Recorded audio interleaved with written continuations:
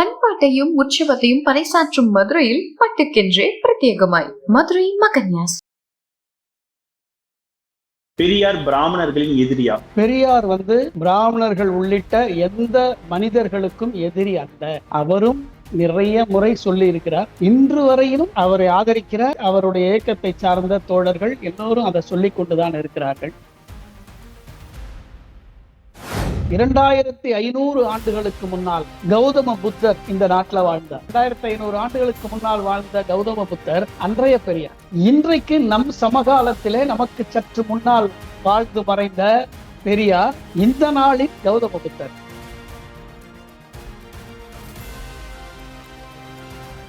இன்னும் சொல்ல போனால் கேரள பகுதியில அன்டச்சபிள், பார்க்க கூடாது, பார்த்தாலே தீட்டு, தாழ்த்தப்பட்டவர் ஒரு குடிமகனை உயர் சாதிக்காரர் ஒருவர் கண்ணால் பார்த்துட்டா போய் குளிப்பார். அதனாலதான் விவேகானந்தன் அதை பைத்தியக்காரர்களின் பூமி என்று சொன்னார்.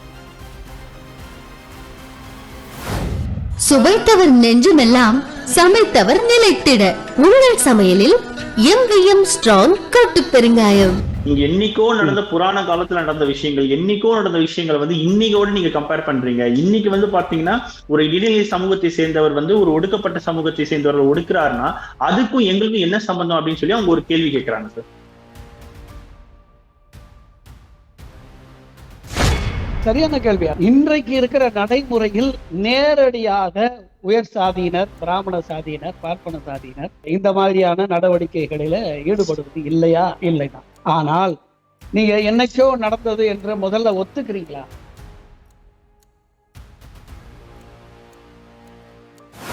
ராஜாஜி இறந்த போது ராஜாஜிக்கு ஒரு இரங்கல் கட்டுரை எழுதுகிறார் பெரியார். அந்த கட்டுரையை ஒவ்வொரு பிராமண சமூகத்தவரும் படிக்க வேண்டும். ராஜாஜியை நீங்கள் கூட இப்படி சுமந்திருக்க மாட்டீர்கள், இவ்வளவு புகழ்ந்திருக்க மாட்டீர்கள்.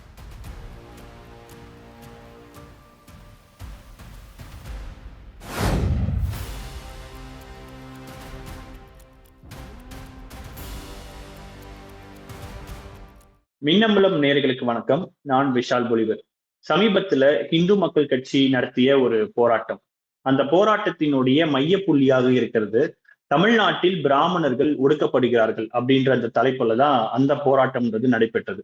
அந்த போராட்டத்துல பல்வேறு விதமான கருத்துக்கள் சொல்லப்பட்டிருக்கு. குறிப்பா சொல்ல போறோம்னா, தமிழ்நாட்டுல பிராமணர்கள் ஒடுக்கப்படுகிறார்கள், அது மட்டும் இல்லாம பெரியார் பிராமணர்களுக்கு எதிரியாக இருந்தார், பிராம துவேஷியாக இருந்தார், இது போன்ற பல்வேறு விதமான கருத்துக்கள் அந்த இடத்துல வச்சிருந்தாங்க பிராமண சமூகத்தின் சார்பாக பல பேர். இதை பற்றி பேசுவதற்காக எழுத்தாளரும் சனாதன பின்னணி குடும்பத்தில் இருந்து அதன் பிறகு மார்க்சிய வழியில் பின்பற்றி, குறிப்பாக சொல்ல போனோம்னா பெரியார் அவர்கள் மீது வைக்கப்பட்ட அந்த பிராமண துவேஷி என்ற அந்த விமர்சனத்துக்கு பதிலடி கொடுக்கும் விதமாக பெரியார் பிராமணர்களின் எதிரியா அப்படின்ற ஒரு புத்தகத்தை எழுதிய ஆசிரியருமான மரியாதைக்குரிய எழுத்தாளர் சோழ நாகராஜன் அவர்கள் நம்மோடு இணைந்திருக்கிறார். சார் வணக்கம். வணக்கம். நலமா இருக்கீங்களா சார்?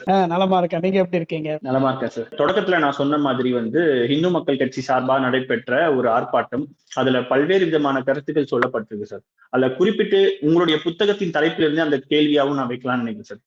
பெரியார் பிராமணர்களின் எதிரியா? பெரியார் பிராமணர்கள் உள்ளிட்ட எந்த மனிதர்களுக்கும் எதிரி அல்ல.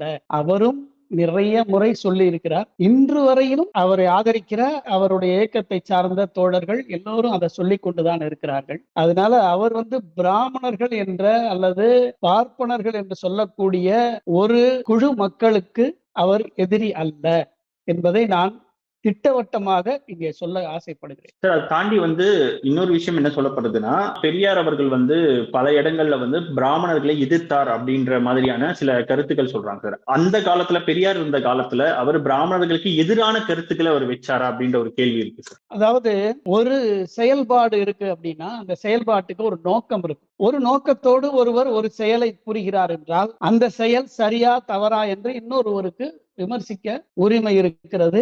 அதை பார்க்கிற விதத்தில் அதன் மீது ஒரு கருத்து சொல்வதற்கு உரிமை. இப்போ அந்த செயல்பாடு தவறு என்று சொல்கிற போது அதை செய்கிறவரை தவறு செய்கிறாய் என்று சொல்லக்கூடிய தொனியில் தான் சொல்லணும். அப்படின்னா அன்றைக்கு பிராமணர்கள் அந்த ஒரு கிட்டத்தட்ட இது ஒரு 2500 ஆண்டுகள் நமக்கு வரலாறு தெரிந்த காலத்திலிருந்து இந்த முரண்பாடு என்பது இருந்து கொண்டே இருக்கிறது. அதனுடைய ஒரு தொடர்ச்சி தான் பெரியார். ஏதோ அவருக்கு பிடிக்கல, இவங்களெல்லாம் அவருக்கு பிடிக்காதனால இப்படி கிளம்பிட்டாரு என்று சொல்வதே வரலாற்றை அறியாத ஒரு பார்வை. இப்போ நான் சொல்றேன், 2500 ஆண்டுகளுக்கு முன்னால் கௌதம புத்தர் இந்த நாட்டில் வாழ்ந்தார். கௌதம புத்தருடைய களப்பணியின் பிரதான நோக்கம் என்னவாக இருந்தது?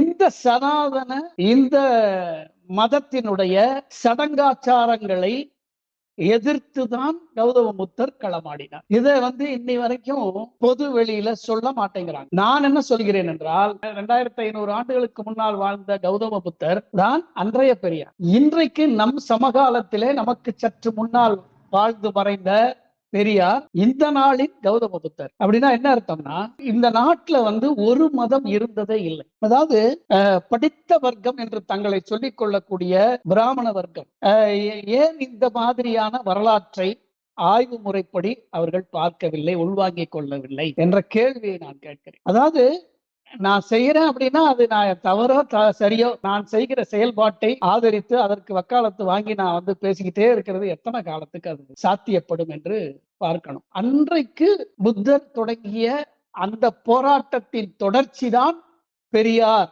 என்று நான் இங்கு பட்டவர்த்தனமாக சொல்ல ஆசைப்படுகிறேன். அப்படின்னா பெரியாருக்குன்னு தனி சிறப்பு இல்லையா என்றால், நம் சமகாலத்திலே பெரியார் இந்த போராட்டத்தை மிகவும் நெகிழ்ச்சியோடு எடுத்து கொண்டு போனார். ஏன்னா புத்தர் காலத்துல இருந்த சமூக பின்புலம், சமூக அமைப்பு என்பது வேறு. நம்முடைய காலத்துல நம்முடைய சமூக அமைப்பு, அதனுடைய இருப்பு என்பது வேறாக இருந்தது. நம்முடைய வாழ்க்கை முறை என்பது அன்றைய 2500 ஆண்டுகளுக்கு முன்னால் இருந்த வாழ்க்கை முறை போல இல்லை. பிரிட்டிஷ் ஆட்சி வந்துவிட்டது. பிரிட்டிஷ் ஆட்சியிலும் கடைசியில ஒரு 90 ஆண்டுகள் அவங்க 200-300 வருடங்களாக இந்தியாவில் வணிகம் செய்ய வந்தார்கள், ஆட்சி செய்தார்கள். அது இல்லை, அவர்கள் நேரடியாக ஆட்சி செய்தது.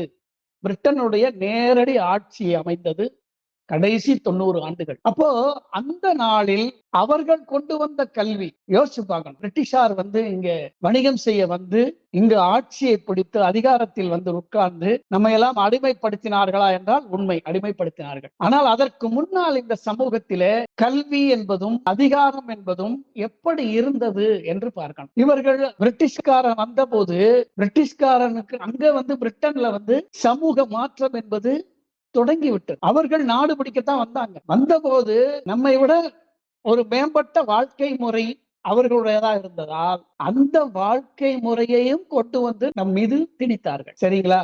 இப்போ ஒரு தவறான ஒன்றை உங்கள் மீது திணிப்பதற்கும் குழந்தைக்கு மருந்து போட்டுறாங்கல்ல அம்மா, அதுவும் திணிப்பு தான். அப்போ விளைவு என்ன அப்படின்னா, ஒரு சின்ன உதாரணம் சொல்றேன். மெக்காலே கல்வி, மெக்காலே தான் முதலாக நவீன கல்வியை, புதிய பாணி கல்வியை, அதற்கு முன்னால் இந்திய நாட்டுல இல்ல, அதுக்கு முன்னால குருகுலத்துல யார் படிக்கலாம் யார் படிக்க கூடாது என்ற விதி இருந்தது. முதல் வர்க்கமான பிராமணர்கள் படிக்கலாம். இன்னும் சொல்ல போனால் சொல்லிக் கொடுக்கக்கூடிய இடத்திலே குருவாக பிராமணர்கள் தான் இருக்க முடியும். பிராமணர்கள் சீடர்களாக, மாணவர்களாக அந்த குருகுலத்திலே படிக்கலாம். அதற்கு அடுத்த நிலையில் இருக்கக்கூடிய சத்திரியர்கள் படிக்கலாம், அவர்களுக்கு தேவையான கல்வியை. அதற்கு அடுத்த நிலையில் இருக்கிற வைசியர்கள் படிக்கலாம்.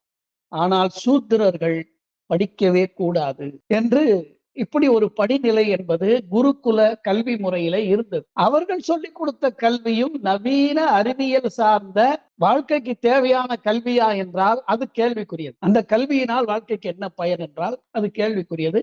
அது ஒரு தனி விவாதம். இப்படிப்பட்ட ஒரு கல்வி முறை இருந்த இந்த தேசத்திலே மெக்காலே வெள்ளையர்கள் ஆட்சி காலத்திலே மெக்காலேயுடைய கல்வி திட்டம் என்பது அவர்களுக்கு தேவையான ஊழியர்களை, குமாஸ்தாக்களை உருவாக்குகிற கல்விதான். இந்தியர்களை வெள்ளையர்களுக்கு சேவை செய்யக்கூடிய ஊழியர்களாக உருவாக்குவதற்காகத்தான் அவர்கள் கல்வியை இங்கு கொண்டு வந்தார்கள். அதுல மாற்று கருத்து இல்லை.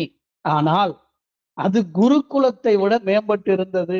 அது குருகுலத்தில் இன்னார் படிக்க வேண்டும், இன்னார் படிக்க கூடாது என்று இருந்ததை மாற்றி எல்லாரையும் படிக்கலாம் என்று என்ற ஒரு நிலையை கொண்டு வந்தது. சரிங்களா? இப்ப காலகாலமாக கல்வித்துறையிலே முன்னேறி இருந்த அந்த சமூகம் இந்த மெக்காலே கல்விக்குள்ளையும் புகுந்து அல்லது அதையும் பயன்படுத்தி கொண்டு, ஏனென்றால் அடுத்த வாழ்வியலுக்கு அது கண்டிப்பாக தேவை, இல்லை என்றால் சர்வைவ் பண்ண முடியாது. எனவே மெக்காலே கல்விக்குள்ளையும் அவர்கள் முதன்மை இடத்தை பெற்றார்கள். வெள்ளக்காரனுக்கு அதை பற்றி கவலை, அடிப்படையில கவலை இல்லை. காரணம், அவனுக்கு யாரா இருந்தாலும் நமக்கு தேவையான ஊழியர்களை நாம் உருவாக்குகிறோம். அவன் உயர் சாதியிலிருந்து வந்தா என்ன, எந்த சாதி, அவனுக்கு பெரிய வேறுபாடு தெரியல, அல்லது அது பற்றி அவன் கவலைப்படவில்லை. ஆனால் ஏற்கனவே இருந்த வழியாக இருந்த வசதி வாய்ப்புகளின் காரணமாக வெள்ளையர்களோட ஆட்சியிலும் மெக்காலே கல்விக்குள்ளேயும் அவர்கள் முன்னால வர முடிஞ்சது.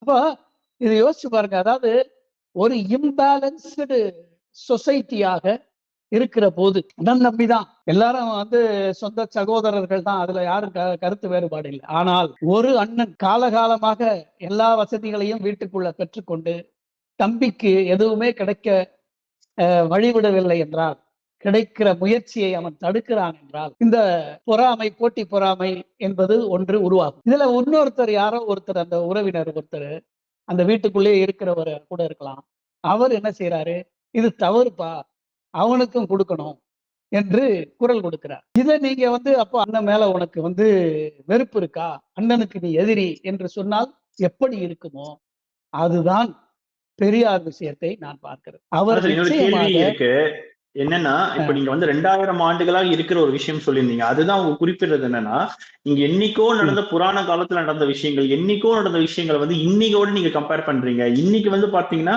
ஒரு இடைநிலை சமூகத்தை சேர்ந்தவர் ஒரு ஒடுக்கப்பட்ட சமூகத்தை சேர்ந்தவர்கள் ஒடுக்கிறாருன்னா அதுக்கும் எங்களுக்கும் என்ன சம்பந்தம் அப்படின்னு சொல்லி அவங்க ஒரு கேள்வி கேட்கிறாங்க சார். சரியான கேள்வி. அதாவது இன்றைக்கு இருக்கிற நடைமுறையில் நேரடியாக உயர் சாதியினர், பிராமண சாதியினர், பார்ப்பன சாதியினர் இந்த மாதிரியான நடவடிக்கைகளில ஈடுபடுவது இல்லையா? இல்லைதான்.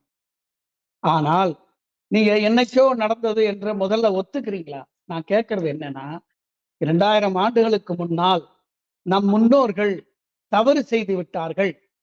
நான் இதைத்தான் சொல்ல வரேன். எங்கள் முன்னோர்கள் 2000 ஆண்டுகளுக்கு முன்னால் செய்த தவறு, அந்த தவற்றை நாங்கள் ஏற்றுக்கொள்கிறோம், ஒத்துக்கொள்கிறோம். அது தவறுதான். அதற்கு ஒரு பிராயச்சித்தமாக இன்றைக்கு சமத்துவத்திற்கான போராட்டத்தில் எங்களை இணைத்துக் கொள்கிறோம். இப்படி ஏன் சொல்ல முடியல? அப்போ என்ன ஆகும்னா, சமத்துவத்துக்கான போராட்டத்துக்கு நீங்களும் வந்து விட்டீர்கள் என்றால் என்ன ஆகும்? இதை பாதிக்கப்பட்டவர்களே உங்களுக்கு கை கொடுப்பான். உங்கள் முன்னோர்கள் தான் இதை செய்தார்கள் என்று முதல்ல நம்ம ஒத்துக்கணும். நாங்கள் அதை ஏற்றுக்கொள்கிறோம், அவர்கள் செய்தது தவறு, அந்த தவறை நாங்கள் இனி செய்ய மாட்டோம், அதற்கு வக்காலத்து வாங்க மாட்டோம், அதை ஆதரித்து பேச மாட்டோம்னு சொல்லலாம். நீங்க 2000 வருஷம் முன்னாடி என்னைக்கோ நடந்தது சொல்றீங்க. சனாதனம் என்று ஒரு வார்த்தை, இன்றைக்கு எவ்வளவு வேணாலும் நம்ம பரிசு கொடுக்கலாம். சனாதனம் என்றால் என்னவென்று யாரையாவது ஒருத்தரை விளக்கம் சொல்லுங்க. சனாதனம் என்றால் பழமையானது அப்படிங்கிற ஒரு சொல்லு. அந்த சொல்லுக்கு பொருள் என்னன்னா, பழையதுன்னு அர்த்தம். பாரதி ஒரு பாட்டுல சொல்றான், பழமை பழமை என்று பாவனை பேசலன்றி பழமை இருந்த நிலை கிளியே பாமரர் ஏதறிவார். அப்போ பழமை என்பது நல்லதும் இருக்கு, கெட்டதுமாகவும் இருக்கு. எல்லா பழச்சையும் நம்ம ஏத்துக்கிட்டோமா? சனாதன வழக்கப்படிதான் உடன்கட்டை ஏறுதல் என்ற வழக்கம் இந்த நாட்டுல இருந்தது. கணவன் இறந்து விட்டால் அவனுடைய பிணத்தோடு உயிருள்ள மனைவியையும் படுக்க வச்சு கொளுத்தி விட்டாங்க. சனாதன வழக்கம் என்ற பெயரில் தான் குழந்தை திருமணம் என்பது இந்த நாட்டுல இருந்தது. இன்றைக்கு குழந்தைக்கு திருமணம் செய்து வைத்தால் அது குற்ற செயல். சனாதனத்தின் பெயரில் தான் மனிதனை மனிதன் தொடக்கூடாது, பார்க்க கூடாது என்ற வழக்கம் இருந்தது. இன்றைக்கு தீண்டாமை சரின்னு அவங்க சொல்லுவாங்களா? சனாதன வழக்கப்படி எங்கள் முன்னோர்கள் வைத்தது மிகச் சரி. நாங்கள் எங்கள் மீது யாரும் கை வைக்க கூடாது, அல்லது நாங்கள் யாரையும் தொடமாட்டோம். இன்னும் சொல்ல போனால் கேரள பகுதியில காணாமை இருந்தது. காணாமைன்னா அன்டச்சபிள், பார்க்க கூடாது, பார்த்தாலே தீட்டு. தாழ்த்தப்பட்ட ஒரு குடிமகனை உயர் சாதிக்காரர் ஒருவர் கண்ணால் பார்த்துட்டா போய் குளிப்பார். அதனாலதான் விவேகானந்தன் அதை பைத்தியக்காரர்களின் பூமி என்று சொன்னார் கேரளாவை. இன்னைக்கு கேரளா எப்படி இருக்கு? அந்த மாற்றம் எப்படி வந்தது? எவ்வளவு பெரிய உழைப்பு அதற்கு பின்னால் இருக்கிறது, எவ்வளவு பெரிய முற்போக்கு சிந்தனைகளும் இயக்கங்களும் களப்பணியும் அங்க இருந்திருக்கு, எவ்வளவு பேர் உயிரை கொடுத்து இந்த நிலையை ஏற்படுத்தி இருக்கிறார்கள். அப்படின்னா இந்த போராட்டம் என்பது பல்வேறு வடிவங்களிலே இந்தியா முழுவதும் அங்கங்க நடக்குது. மகாத்மா பூலே மகாராஷ்டிரத்துல அவர் தொடக்கி வச்ச ஒரு இயக்கம் தான் பின்னாளிலே பாபா சாஹேப் அம்பேத்கர் மகாராஷ்டிரத்துல அவர் இந்த சனாதன இந்த இந்துத்துவ அமைப்பை, இந்த வழிமுறையை, இந்த வாழ்க்கை முறையை, இந்த கட்டுப்பட்டித்தனமான இந்த நடைமுறையை தான் எதிர்த்தார். அவருக்கும் பிராமண நண்பர்கள் உண்டு. அவருமே சொல்லி இருக்கிறார், தனிப்பட்ட முறையிலே நான் எந்த பிராமணனையும் எதிர்க்கவில்லை என்று அம்பேத்கர் சொல்லி இருக்கிறார். பெரியார், நீங்க இப்ப சொல்றீங்க அவர் ஒரு துவேஷி. நான் என்ன சொல்றேன், பிராமணர்கள் திறந்த மனசோடு, நான் இப்ப சொல்றேன் உங்களுடைய இந்த சேனல் வாயிலாக சொல்றேன், திறந்த மனதோடு நீங்கள் இந்த விஷயங்களை சீர்தூக்கி பார்க்க வேண்டும். பெரியார் எதற்காக பிராமண துவேஷி என்று இழித்தும் பழித்தும் பேசப்பட்டார்? எதற்காக அவர் பிராமணர்களோடு மல்லுக்கு நின்றார்? என்ன காரணம்? அவர் ஏதாவது சொந்த நிலத்தகராறா? யாராவது அவருடைய நிலத்தையோ அவருடைய தொழிலையோ, அப்பா செய்த தொழிலையோ இன்னொரு பார்ப்பனர் போட்டிக்கு அதை கெடுத்துட்டாரா? சொந்த அது இல்லையே, சொந்த தகராறோ நிலத்தகராறோ கிடையாது. ஆனால் சமூகத்திலே இந்த ஏற்றத்தாழ்வு ஒழிய வேண்டும் என்பதற்காக பாடுபட்டவர் பெரியார். ராயபுரம் லட்சுமி யுவ சங் அப்படின்னு ஒரு பார்ப்பன இளைஞர்கள் சங்கம் இருந்தது. பிராமணர்களுடைய யூத் ஃபெடரேஷன், அது லட்சுமிபுரம் யுவ சங். அங்க ஒரு சிறப்பு விருந்தினராக பெரியாரை அவர்களே அழைக்கிறார்கள். அழைத்து மாலை மரியாதையோடு அவர் மேடை ஏற்றி பேசுங்கள் என்று சொல்கிறார். பெரியார் பேசுகிறார், நீங்கள் நல்ல வாழ்க்கை வாழக்கூடாது, பணக்காரர்களாக கூடாது, மகிழ்ச்சியான வாழ்க்கையை வாழக்கூடாது என்று நினைப்பவன் நான் இல்லை. யார துவேஷி என்கிறீர்களோ அவர்கள்ட்டே போய் ஆயிரக்கணக்கான பிராமண இளைஞர்கள், பெண்கள் கூடியிருந்தாங்க அந்த கூட்டத்துல. இது வரலாறு. இந்த செய்தி யாருக்காவது பிறப்பால் பிராமணர்களா இன்றைக்கு இருக்கிற இளைஞர்களுக்கோ மற்றவர்களுக்கோ தெரியுமா? அந்த செய்தியில் பெரியார் பேசிய அந்த உரையை யாராவது படித்திருக்கிறீர்களா? அந்த உரையை அடுத்த நாள் தன்னுடைய பத்திரிகையில எழுதுகிற போது கட்டுரை எழுதினார். அந்த கட்டுரைக்கு தலைப்பு என்ன தெரியுமா? பார்ப்பன தோழர்களுக்கு யாராவது பிடிக்காதவனா தோழர்னு சொல்லுவானா? சொல்லுங்க. அவர் எங்களுக்கு எந்த வேறுபாடும் இல்லை. வாழ்க்கை முறையில காலம் மாறி விட்டது. ஒரு தெருவில் குடியிருக்கிறோம், ஒரு குழாயில் தண்ணீர் பிடிக்கிறோம், ஒரு தொழிலை சேர்ந்து செய்கிறோம். சின்ன சின்ன பிடிவாதங்கள் உங்களுக்கு இருக்கிறது. அதையெல்லாம் விட்டு வந்தால் நீங்களும் நாங்களும் ஒன்றாக இணைந்து இந்த தேசத்தை முன்னேற்ற முடியும் என்று சொன்னவர் பெரியார். இதை தயவு செய்து பிராமணர்கள், குறிப்பாக பிராமண இளைஞர்கள் படிக்கணும். அவங்க நினைச்சிட்டு இருக்கிறாங்க மத பிடிப்பும் அல்லது மத உணர்வும் அல்லது பிற மத துவேஷமும் அல்லது அவர்கள் சார்ந்து இருக்கிற இந்த சனாதனம் என்று நம்பிக்கொண்டிருக்கிற இந்த வழக்கம் என்பதும் தான் தங்களை இறுதி வரை காக்கப் போகிறது என்று நினைத்துக் கொண்டிருக்கிறார்கள். இது அவர்களுக்குமே பாதுகாப்பான ஒரு நிலை இல்லை. இன்றைக்கு சமூகம் விழித்து விட்டது. இன்றைக்கு அறிவியல் வளர்ந்திருக்கிறது.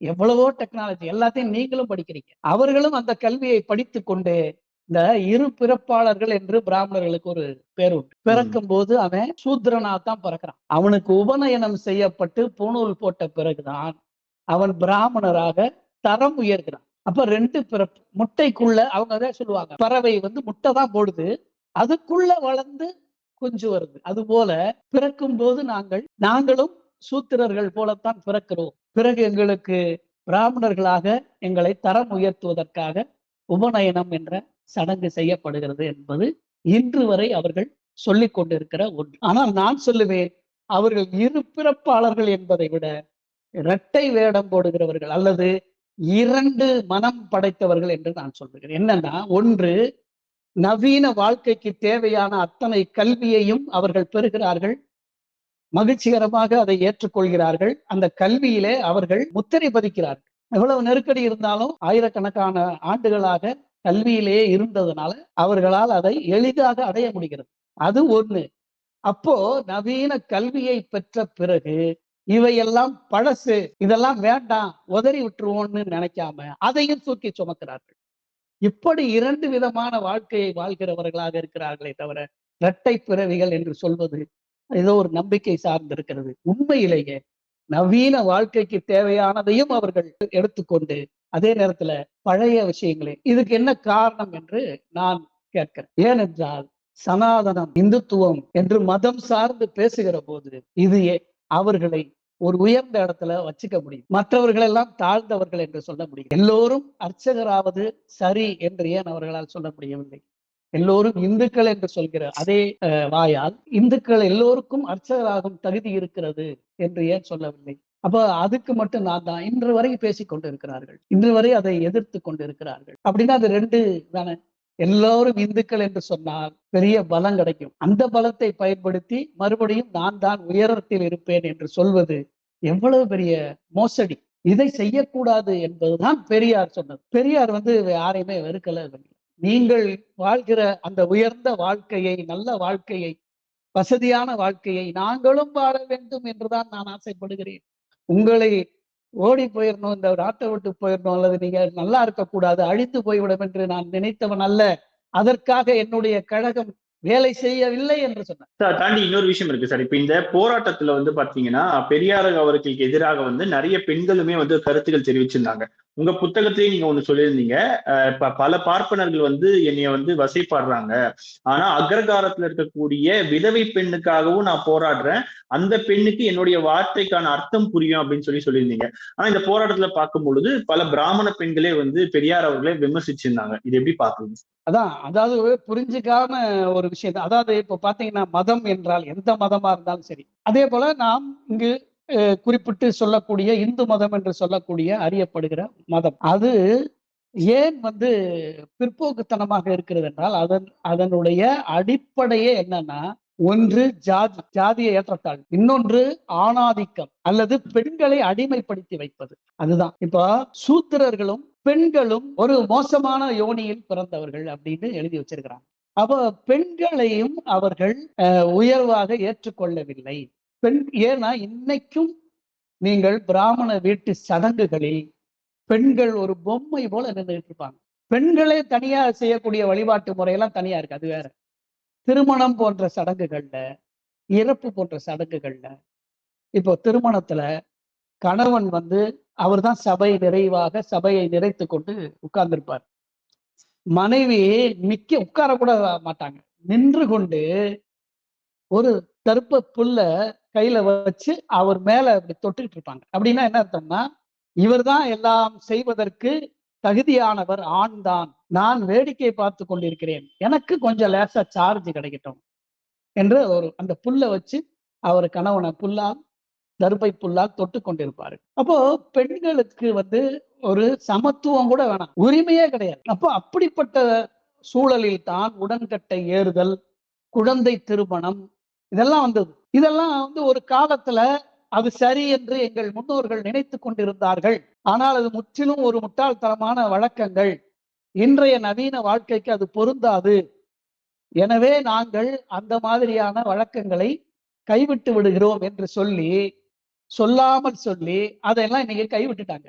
எப்படி போச்சு? உடன்கட்டை ஏறுவதற்கு எதிராக ராஜாராம் மோகன் ராய் என்ற ஒரு மிகப்பெரிய கலகக்காரர் குரல் கொடுத்து போராடியதால் தான் அது போச்சு. அது போவதற்கும் அவர் போராட்டத்துக்கும் பின்புலமாக பிரிட்டிஷ் அரசாங்கம் இருந்ததனால சட்டமாக்கப்பட்டது. இப்போ தீண்டாமை ஒரு பாவச் செயல் என்று காந்தி கூட சொன்னார். அன்டச்சபிலிட்டி இஸ் a sin என்பதுதான் காந்தியன் ஸ்டாண்ட். ஆனால் தீண்டாமை என்பது ஒரு குற்றம் என்று சொன்னவர் Ambedkar. Untouchability is a crime என்று சொல்லி அன்டச்சபிலிட்டியை யாராவது பராமரித்தால் அவருக்கு இத்தனை ஆண்டுகள் சிறை என்று சட்டம் இயற்றினார். அப்ப பாவத்துக்கும் குற்றத்துக்கும் வேறுபாடு இருக்குல்ல. நீங்க சொன்னீங்க துவேஷி என்று சொல்லிக் கொண்டு இன்றைக்கும் பிராமண பெண்கள் பெரியாரை விமர்சனம் செய்கிறார்கள் என்று. பெரியார் தான் சொன்னாரு, பிராமண ஆண்கள் என்னை புரிந்து கொள்ளவில்லை என்றாலும் அக்ரஹாரத்திலே இளம் வயதிலேயே திருமணம் செய்து கொடுக்கப்பட்டு விதவை கோலத்திலே கணவனை இழந்து விதவை கோலம் பூண்டு அவர்களை மொட்டையடித்து வீட்டுக்கு மூலையில உட்கார வச்சிருக்கிய அந்த பெண் என்னுடைய குரலை கேட்டால் என்னை போற்றவே செய்வாள் என்று சொன்னார். அப்படின்னா என்ன அர்த்தம்? யார் பாதிக்கப்பட்டிருந்த அது பார்ப்பன பெண்ணு தானே, ரெக்கார்டு கட்டு போனா என்னன்னு அவர் நினைக்கல. அவர் பிராமண சமூகத்துக்குள்ளேயும் உள்ள அடக்குமுறை என்ன அப்படின்னு நுணுக்கி பாக்குறாரு. அங்கு ஆண்கள் பெண்களை அடக்குறாங்க. ஒட்டுமொத்தமாக ஜாதியம் என்பது மேல இருந்து கீழே வரைக்கும் ஒவ்வொருத்தரையும் அடக்கிக்கிட்டே வருது. அந்த உயர்ந்த இடத்துல இருக்கிறவனாவது அவன் ஆணும் பெண்ணும் ஒன்னா சேர்ந்து இருக்கானா? இல்ல, அதுலயும் ஆண் கை ஓங்கி இருக்கிறது, பெண்ணை அடக்கி வச்சிருக்கான். அப்போ அந்த அடக்குமுறைக்கு எதிராகவும் குரல் கொடுக்கிறார் பெரியார். அப்படின்னா இன்றைக்கு பிராமண வீடுகளிலே விதவை திருமணங்கள் நடக்கின்றன. காதல் திருமணங்களுக்கு பச்சை கொடி காட்டப்படுகிறது. அவர்கள் வீட்டுல அவர்கள் யாரும் அவர்கள் சொன்னது போலவே ஆணவ கொலையெல்லாம் செய்யறது இல்லை. அது என்ன ஏதுன்னு அது அப்புறம் பார்ப்போம். அது ஒரு விவாதம் இருந்தாலும் கூட பொதுவாக அதை ஏற்றுக்கொள்ள வேண்டிய கருத்து தான். அவர்கள் காதல் திருமணத்தை ஏற்றுக்கொள்கிறார்களோ இல்லையோ, ஏற்றுக்கொள்ளாமல் கூட பேச்சுவார்த்தை இல்லாம விரட்டி விட்டுருவாங்க அல்லது அவங்க ஓடி போயிடுவாங்க. ஆனால் யாரும் கொலை பண்றது இல்லை. இன்றைக்கு பிராமண வீடுகளில் குழந்தை திருமணம் இல்லை, மறுமணம் இருக்கிறது. அப்ப இதெல்லாம் எப்படி வந்துச்சு? பெண் கல்வி, அடுப்பூதும் பெண்களுக்கு படிப்பதற்கு என்பதுதான் தமிழ்ல சொல்லிக்கிட்டே இருந்த காலகாலமா சொன்னது.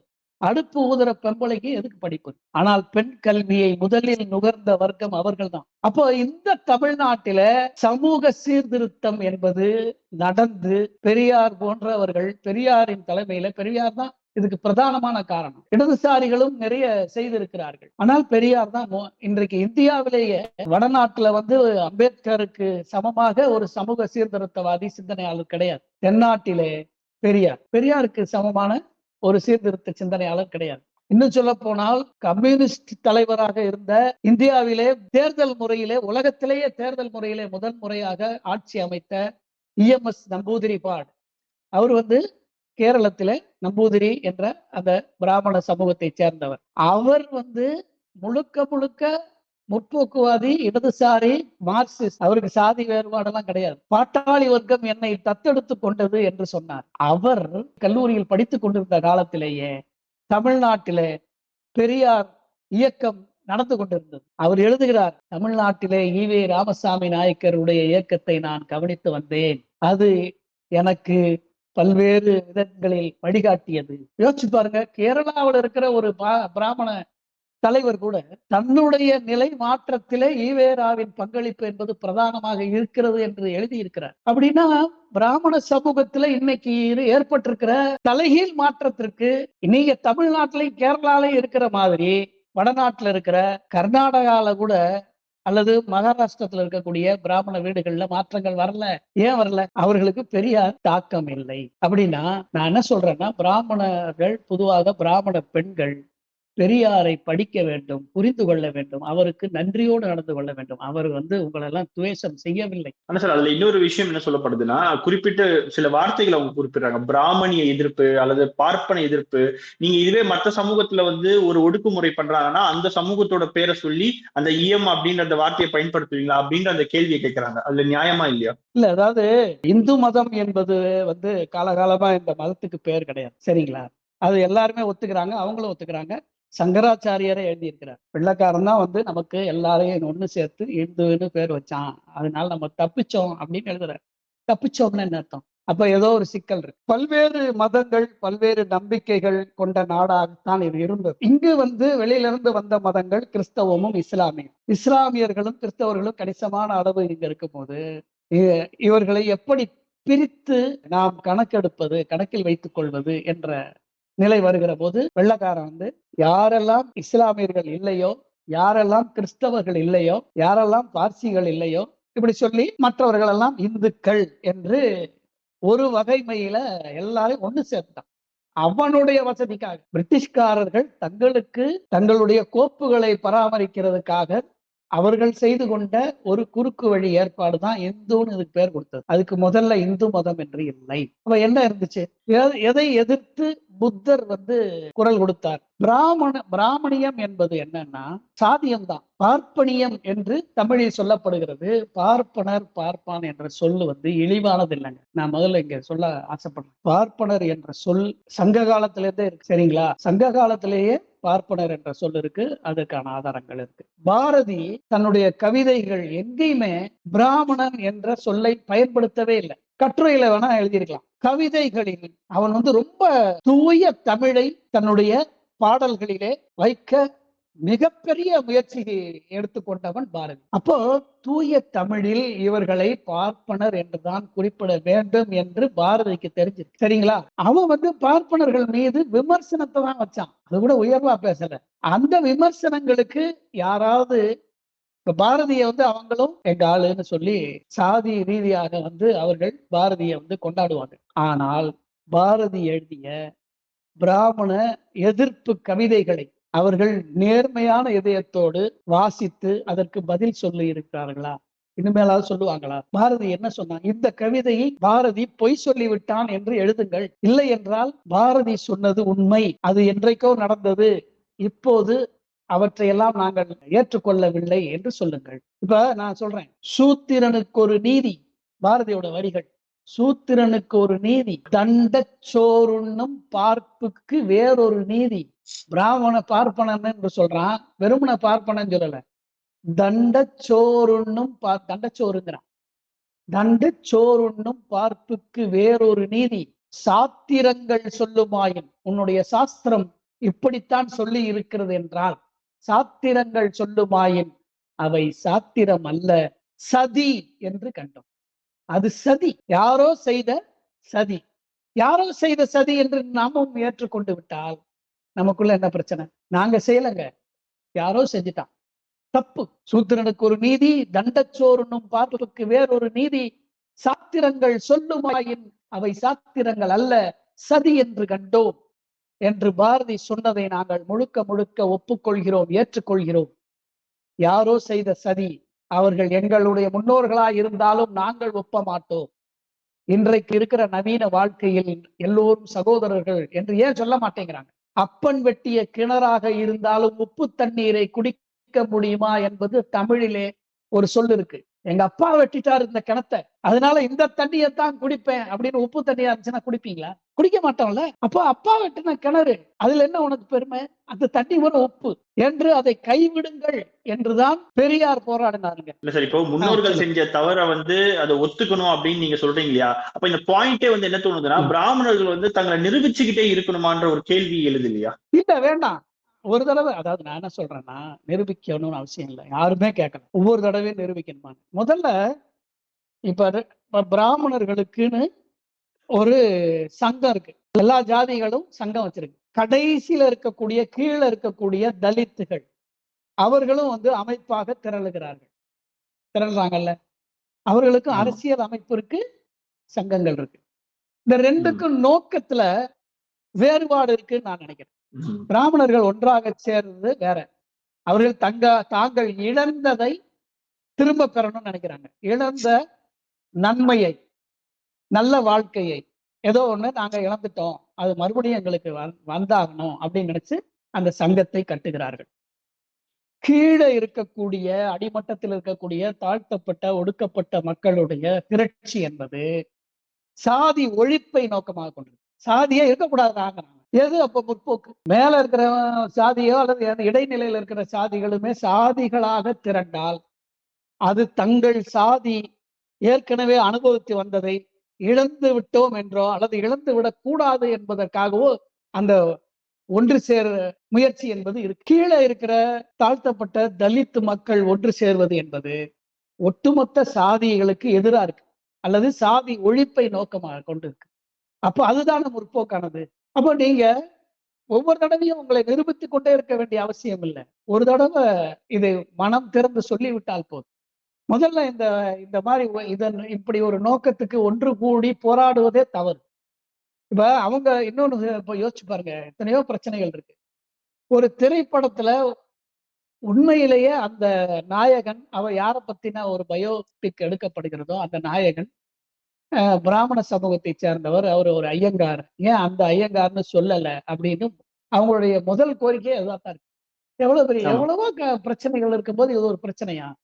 அல்லது அந்த படத்தை தயாரித்தவரே அதே சமூகத்தை சேர்ந்தவர், நீங்க அவர்கிட்டயே போய் கேட்கலாம், அந்த இயக்குனரை போய் கேட்கலாம், அல்லது போராட வேண்டிய அவசியம் இல்லை. ஒரு விமர்சனத்துல எழுதிடலாம், அது அவர்கள் உரிமை, சினிமா எடுக்கிறவனுக்கு உரிமை. இப்படி சொன்னா ஒருவேளை வசூல் ஆகாதோ, படம் ஓடாதோ அப்படின்னு நினைச்சிருக்கலாம். அதற்கு யார் காரணம்? பிராமணர்களை உயர்வாக சொல்லிட்டா இங்கே போனி செய்ய முடியாதுங்கிற ஒரு சூழ்நிலை இருந்ததுன்னா இந்த எதிர்ப்பு என்பது எதற்காக உங்களை நோக்கி வருகிறது? ஏனென்றால் நீங்கள் பிடிவாதமாக இந்த பழைய சிந்தனையை சுமந்து கொண்டிருக்கிறீர்கள். மறுபடியும் அது உங்களை காப்பாற்றி கொண்டிருப்பதாக நம்பிக்கொண்டு இருக்கிறீர்கள். அதுல இருந்து வருது, அந்த பிடிவாதத்துல இருந்து வருது. அதனால அவர்கள் ஒவ்வொரு தடவையும் தங்களை நிரூபித்துக் கொண்டே இருக்க வேண்டிய அவசியம் இல்லை. ஆனால் மனம் திறந்து ஒரு முறையாவது அவர்கள் இது தவறு, முன்னோர்கள் செய்து விட்டார்கள், நாங்கள் அதை ஏற்றுக்கொள்ளவில்லை என்று சொல்றதுக்கு என்ன பிரச்சனை? இந்த போராட்டத்துல அவங்க மையமா சொல்ற ஒரு விஷயம் என்ன சார், தமிழ்நாட்டுல பிராமணர்கள் யூதர்கள் போல இருக்கும். எப்படி ஜெர்மனியில யூதர்கள் இருந்தாங்களோ அந்த மாதிரி நாங்க உணர்றோம். குறிப்பிட்டு சொல்ல போனா எங்க அடையாளம் சார்ந்த ஒரு கேள்வியை வைக்கிறாங்க. பிராமணர்கள் வந்தேரிகள்னு சொல்றாங்க. அதே மாதிரி அவங்க தமிழர்கள் இல்லை அப்படின்னு சொல்றாங்க. சோ அந்த ஒரு விஷயத்தை குறிப்பிடும் பொழுதுதான் நடிகை கஸ்தூரி அவர்கள் சொன்ன விஷயம் இப்ப சர்ச்சையாகி இப்போ அவங்களுடைய வழக்கு நீதிமன்றத்துல இருக்கு. ஸோ பிராமணர்களினுடைய அடையாளம் சார்ந்து அவங்களுடைய இருப்பு சார்ந்த ஒரு கேள்வியை அவங்க எழுப்புறாங்க. இது எப்படி பாக்குறீங்க சார்? அதாவது ஒரு பக்கம் ஒரு தங்கள் மீது பெரிய விமர்சனங்கள் இப்படி வருது, வெளியில இருந்து வந்தவங்க வந்தேரிகள், நாங்கள் தமிழர்கள் இல்லை. இதெல்லாம் நீண்ட இதற்கெல்லாம் ஒரு தீர்வு வருவதற்கு இன்னும் பல காலம் ஆகும். நீங்க இப்ப யோசிச்சு பாருங்க, தமிழ் சமூகத்திலும் சரி, அது வேறு ஏதாவது ஒரு மொழி இனத்திற்குள்ள போய் பார்த்தீங்கன்னாலும் சரி, எத்தனையோ கலப்பு ஏற்பட்டிருக்கும். இங்கு கூட இன்றைக்கும் நான் ஒரு மார்க்சியவாதியாக சொல்கிறேன், இந்தியாவில தூய்மையான ஆரியரை காட்ட முடியாது, தூய்மையான திராவிடரை காட்ட முடியாது. அதுக்கெல்லாம் பிளட் டெஸ்ட் எடுக்க முடியும். கலப்பு என்பது நீண்ட காலமாக ஏற்பட்டு விட்டது. அதாவது நாம வாழ்ந்து கொண்டிருப்பது ஒரு விடுதலை இந்தியாவில், ஒரு சுதந்திரம் பெற்ற ஒரு தேசத்தில் நாம் வாழ்ந்து கொண்டிருக்கிறோம். அந்த ஒரு உணர்வோடு நாம பேசணும். அரசியலமைப்பு சட்டம், அம்பேத்கர் இயற்றிய அரசியல் அமைப்பு சட்டம், அதுதான் நம்மை ஆண்டு கொண்டிருக்கிறது. சட்டத்தின் ஆட்சி. நமக்கு ஒரு பிரச்சனைனா சட்டப்படி நாம் அதை அணுக வேண்டும். நாம் பாதிக்கப்பட்டோம் என்றால் சட்டத்தின் முன்னால் கொண்டு போய் அதை நாம் சொல்லி நமக்கான தீர்வை பெற வேண்டும். இதுதான் ஒரு இறையாண்மை மிக்க சுதந்திர தேசத்துல சட்டத்தின் ஆட்சி என்பது. இப்ப நமக்கு வேறு எந்த விதமான சிந்தனையும் நம்மை ஆளவில்லை. நம்ம கற்பனையில, நம்ம மனசுக்குள்ள, நம்மளுடைய நம்பிக்கை சார்ந்து நமக்கு 100 விஷயங்கள் நம்மை ஆளலாம். ஆனால் இங்கு சட்டம் தான் ஆள்கிறது அப்படிங்கிறது தான் அடிப்படை. அதனாலதான் அவங்களும் நீதிமன்றத்துக்கு போறாங்க. எல்லாரும் அச்சம் அப்படின்னு சொன்னா அதையும் நீதிமன்றத்துல போய் வைக்கிறாங்க. அப்ப மட்டும் ஏன் நீதிமன்றம் போகணும்? இறைவனிடத்திலேயே முறையிட்டு இருக்கலாமே. இறைவனிடத்துல முறையிடுறதை விட அதை விட மிகச்சிறந்த நீதிமன்றம் உங்களுக்கு வேற என்னவா இருக்க முடியும்? இப்படி வச்சுக்கோங்க, எல்லாம் அவன் செயல். இது கடவுள் நம்பிக்கை உள்ளவர்களுக்கு அவர்கள் சொல்லக்கூடிய ஒன்று. எல்லாம் அவன் செயல், அவனன்றி ஒரு அணுவும் அசையாது. ஒரு அணு கூட அவனன்றி அசையாது என்றால், பெரியார் அசைந்தது மட்டும் அவர் சொந்தமான அந்த அணு மட்டும் அவர் இண்டிவிஜுவலா, அது ஆட்டோமேட்டிக் அணுவா? அதுவும் அவனன்றி அசையாது அப்படிங்கிற தத்துவத்துக்குள்ள அடங்கி அவனால் அப்படின்னா பெரியார் என்ற இப்ப புத்தரை நீண்ட காலம் ஆயிடுச்சு. அவருடைய இயக்கத்தை எல்லாம் அவருடைய போதனைகள்லாம் எல்லாரும் அவரை பின்பற்றுகிறவர்களே மறந்து போயிட்டாங்க. அவரே கடவுளாக்கிட்டாங்க. ஆனால் புத்தர் அந்த காலத்துல அவர் ஒரு நாஸ்திகர், அவர் கடவுள் மறுப்பு கொள்கை உள்ளவர். அவரே கடவுள் ஆயிட்டார். காரணம், ஒரு 2500 ஆண்டுகளுக்கு முன்னால் வாழ்ந்ததுனால. அது ஒரு இருண்ட காலத்துல, அல்லது இப்ப இருக்கிற அளவுக்கு நாகரிகம் என்பது வராத காலத்துல, கல்வியும் அறிவு முதிர்ச்சியும் வராத காலத்துல வாழ்ந்ததுனால அவர் ஒரு கட்டத்துல அவரே கடவுளாக்கப்பட்டார். இன்னைக்கு பெரியாரை யாரும் கடவுளாக்கிற முடியாது. இன்னும் 2000 வருஷம் ஆனால் கூட பெரியார் கடவுளாக மாட்டார். காரணம், அவர் நவீன கால உருவான ஒரு பெரியவர், ஒரு சிந்தனையாளர். அப்படின்னா அவனன்றி ஒரு அணுவும் அசையாதுன்னு சொல்லிட்டு, எல்லாம் அவன் செயல் சொல்லிட்டு, விதிதான், கர்மாதான், போன பிறவியில் செய்த பாவ புண்ணியத்துக்கு ஏற்ப இந்த பிறவி நமக்கு அமையும் என்று சொன்னால், இந்த நெருக்கடி எல்லாம் அதை வைத்து பார்த்து அமைது கொள்ள வேண்டியதான. யோசிச்சு பாருங்க, எங்களை வந்தேரின்னு சொல்லிட்டாங்க, நாங்க தமிழர்கள் இல்லையா, நாங்களும் தமிழ் தானே பேசுறோம். இதெல்லாம் தனியா இன்னொரு விவாதம், இது வேற ஒரு விவாதமா போகும். ஆனால் அடிப்படையில நான் என்ன சொல்றேன்னா, இது எல்லாமே கர்ம வினை பயன் என்று ஏன் உங்களால் இதை ஏற்றுக்கொண்டு அமைதி அடைய முடியவில்லை? ஏன் போராடுகிறீர்கள்? இந்த போராட்டங்கிறது புதிய சமூகத்தின் கண்டுபிடிப்பு, நவீன காலத்தின் கண்டுபிடிப்பு போராட்டம் என்பது. அந்த போராட்ட வடிவத்தையும் நாம கையில் எடுத்துக்கிறோம், போராடுறோம், குரல் கொடுக்கிறோம். அதெல்லாம் தவறு என்று சொல்லவில்லை. போராடுவதற்கு எல்லோருக்கும் உரிமை இருக்கிறது. அது தவறான நோக்கத்திலும் போராடலாம், சரியான நோக்கத்திலும் போராடலாம், அது வேற. ஆனால் எல்லோருக்கும் போராடுகிற உரிமை, குரல் கொடுக்கிற உரிமை, பேச்சுரிமை, எழுத்துரிமை எல்லாமே இந்த நாட்டில் இருக்கிறது. இது எல்லாத்தையும் கொடுத்தது அரசியலமைப்பு சட்டம். சரிங்களா? அப்போ எங்களை இப்படி சொன்னாங்கன்னு சொல்லி அவங்க நடிகை அனு கஸ்தூரி அவர்கள் பேசிய பேச்சு என்பது ரொம்ப கண்டனத்துக்குரியது, தவறானது, அறிவு முதிர்ச்சியற்றது. அவர்களுக்கு கஸ்தூரிக்கெல்லாம் வரலாறே தெரியல. அதனால என்னத்தையும் அவங்க பாட்டுக்கு ஏதோ ராஜா காலத்துல அந்த புறத்துல அதெல்லாம் ஒரு குறிப்பிட்ட மக்களை, குறிப்பிட்ட மொழி சார்ந்த மக்களை இழிவுபடுத்துவது மாதிரி பேசுனது என்பது கண்டனத்துக்குரியது. அதற்கான சட்டப்படி அவர் மீது வரக்கூடிய சட்டம் அவரை பார்த்து கொள்ளும், அது வேற விஷயம். ஆனால் அது தவறான பேச்சு. அது எந்த வகையிலும் இவர்கள் சொல்லக்கூடிய இவர்கள் தரப்பு நியாயத்துக்கு அது துணை நிற்காது. நீங்க சொல்லுங்க, இந்த மாதிரி எங்களை இழிவா பேசுறீங்க அப்படின்னு சொல்லுங்க. ஆனால் இதற்கு என்ன காரணம்? பிடிவாதகரமாக, அதாவது நான் சொல்றேன் ஒரே காரணம் தான். காலகாலமாக நான் ஒதுங்கியே இருக்கேன்னு வச்சுக்கோங்க. நான் ஒதுங்கியே இருந்து விட்டு திடீர்னு இந்த பக்கம் திரும்பி எல்லாரும் என்னைய ஒதுக்கிட்டீங்கன்னு சொல்ற மாதிரி, புரியுதா? நான் என்னை நானே ஐசோலேட் பண்ணிக்கிட்டு, அல்லது நான் உயர்ந்தவன் என்றோ நான் ஒரு மேட்டிமையான ஒரு சிந்தனையோடு என்னை நானே தனிமைப்படுத்தி கொண்டு, எனக்கு நானே ஒரு தனிமையை ஏற்படுத்தி கொண்டு, அப்போ அவங்க மற்றவர்கள்லாம் ரெஸ்ட் ஆஃப் த பீப்புள் அவங்களும் தள்ளி தானே போவாங்க. நான் இந்த பக்கம் தள்ளி போனேன்னா அதே இடைவெளி அவங்களுக்கும் எங்களுக்கும் நமக்கும் ஏற்படும்ல. அப்ப ஏற்படுகிற போது இந்த இடைவெளியை பார்த்தும் பதறுகிற ஒரு பரிதாபம் தான் இது. அது யாருமே அப்படியெல்லாம் நீங்க யாரும் யாரையும் வெறுப்பாகவோ இழிவாகவோ பேசுவதற்கு யாருக்கும் நேரம் இல்லை. இன்னைக்கு ஒரு இஷ்யூ வந்த பிறகு அதன் மீது கருத்து சொல்லக்கூடியவர்கள் அந்த தரப்பு, பாதிக்கப்பட்ட தரப்பு அல்லது மன ரீதியாகவோ மற்ற சிந்தனை ரீதியாகவோ பாதிக்கப்பட்ட தரப்பிலிருந்து ஒரு குரல் வருகிற போது அதையும் தங்களுக்கு எதிரான குரலாக சொல்வது என்பது தவறு. இதற்கெல்லாம் அடிப்படை காரணம் இந்த பிடிவாதம். தங்களை ஒரு சாதி அடையாளமாக, ஒரு இன அடையாளமாக தங்களை தாங்களே பிரித்து கொண்டிப்பா. தமிழ் தானே, தமிழில் அர்ச்சனை செய்ய வேண்டும் என்று கோவில்ல கேக்குறாங்க. ஏன் நீங்க பிடிவாதமா வடமொழியில சமஸ்கிருதத்துலதான் அர்ச்சனை பண்றதுதான் சரின்னு சொல்றீங்க? கடவுளுக்கு எல்லா பாஷையும் தெரியும்ல, சொல்லுங்க. எல்லா பாஷையும் தெரியாதவரா கடவுளா இருப்பார்? கடவுளுக்கு எல்லாம் தெரியும்ல.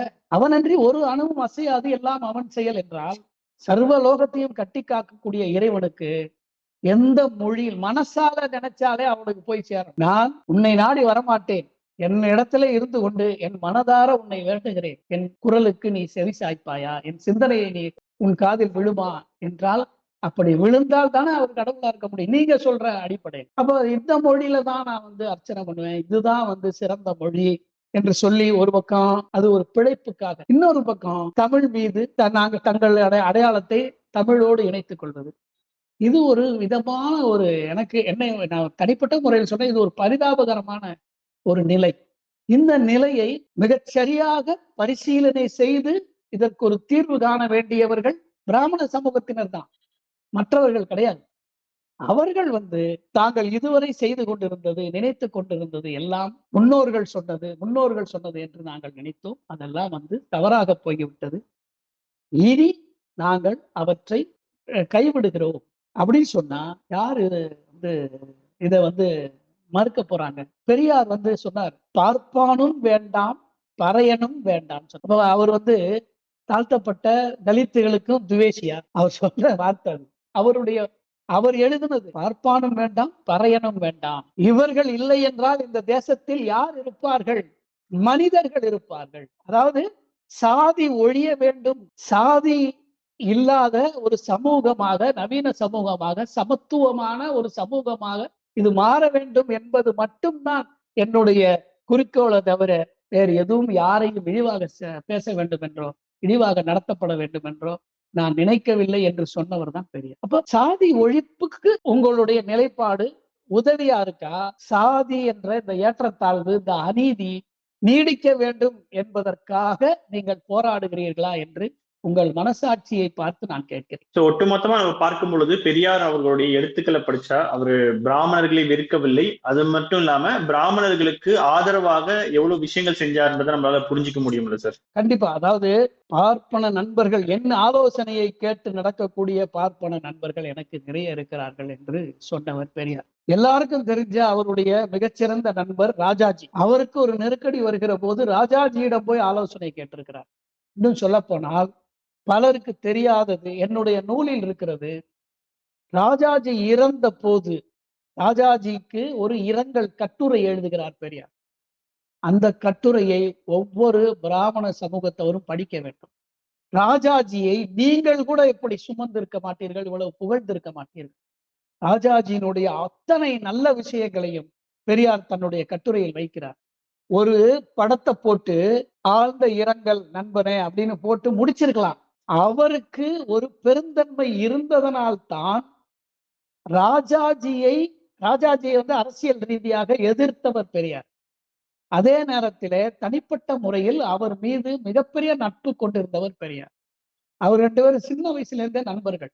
ராஜாஜி இறந்த போது அவர் அளவுக்கு கண்ணீர் விட்டு அந்த இறப்பை தாங்க முடியாமல் வேதனைப்பட்டவர்கள் இன்னொருவரை காட்டவே முடியாது. ராஜாஜியை பற்றி அவர் இரங்கல் கட்டுரையை தயவு செய்து எல்லோரும் படியுங்கள்.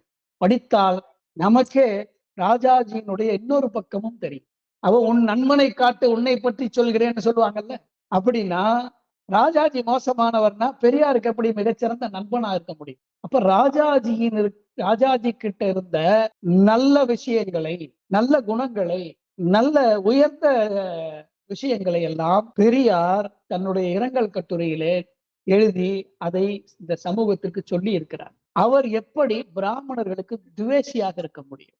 அவர் நினைத்திருந்தால் அதை மறைத்திருக்கலாம். இன்னும் நிறைய இருக்கு. இது நான் என்ன சொல்றேன், இந்த போராட்டம் என்பது தேவையற்ற ஒன்று.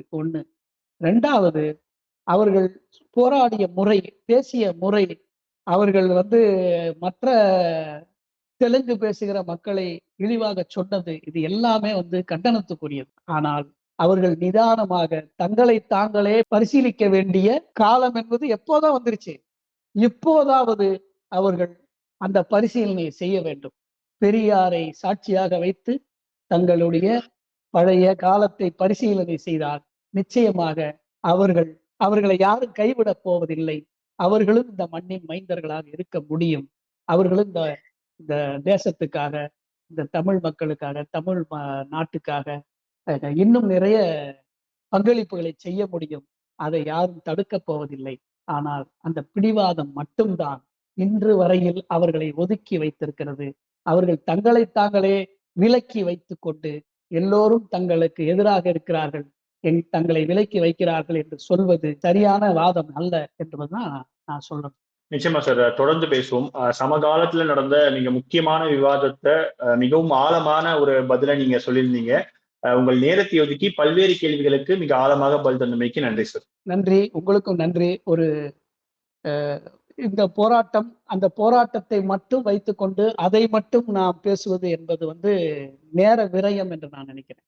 இதை பயன்படுத்தி கொண்டு பெரியார் இந்த மண்ணிலே செய்த மிக சரியான களப்பணி என்பது எது, அது எதை நோக்கமாக வைத்திருந்தது என்பதை நான் எடுத்து சொல்வதற்கான ஒரு வாய்ப்பாக இதை நான் பயன்படுத்தி கொண்டேன். அதற்கு அனுமதி அளித்த உங்களுக்கு நான் மீண்டும் நன்றி சொல்கிறேன். நன்றி, வணக்கம். பண்பாட்டையும் உற்சவத்தையும் பறைசாற்றும் மதுரையில் பட்டுக்கென்றே பிரத்யேகமாய் மதுரை மகன்யாஸ். சுவைத்தவர் நெஞ்சுமெல்லாம் சமைத்தவர் நிலைத்திட உங்கள் சமையலில் எங்கேயும் ஸ்ட்ராங் கட்டு பெருங்காயம். மின்னம்பலம்.com தமிழின் முதல் மொபைல் பத்திரிகை.